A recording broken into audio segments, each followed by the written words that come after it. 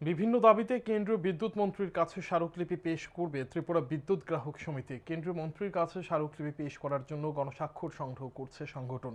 বৃহস্পতিবার রাজধানীর বটতলা এলাকায় গণস্বাক্ষর সংগ্রহ অভিযান চলে। তাদের দাবির মধ্যে রয়েছে পিওডি ট্যারিফ যুক্ত স্মার্ট মিটার লাগানো বন্ধ, বিদ্যুৎ শিল্পের বেসরকারীকরণ বন্ধ করতে হবে এবং বিদ্যুৎ সংশোধনী বিল প্রত্যাহার, গৃহস্থের মাসে 200 ইউনিট পর্যন্ত ও কৃষিতে বিনামূল্যে বিদ্যুৎ দেওয়া, minimum charge, fixed charge, power purchase adjustment charge, pension charge, duty charge, service charge ইত্যাদি নানান প্রকার চার্জ নেওয়া বন্ধ, বিদ্যুৎ পরিবাহী পুরাতন লাইনের সংস্কার করে বিদ্যুৎ সরবরাহ অক্ষুণ্ণ রাখতে হবে, লো ভোল্টেজ লোডশেডিং বন্ধ করা সহ বিভিন্ন দাবি তাদের।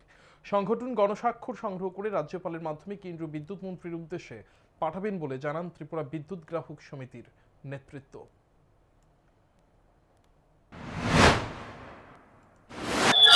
যে বর্তমান যে ভাবে বিদ্যুতের যে দাম বাড়াচ্ছে, তার মধ্যে যেটা দিনে একরকম রাত্রে একরকম, চাহিদা অনুযায়ী দাম বাড়বে কমবে আমাদের কিছু বুঝতেও পারবে না। এইভাবে এই প্রক্রিয়া নিয়ে আসছে এবং বিদ্যুৎকে সম্পূর্ণ বেসরকারি মালিকের হাতে তুলে দেওয়ার যে প্রক্রিয়া চলছে, আমরা তার বিরুদ্ধে আন্দোলন করছি।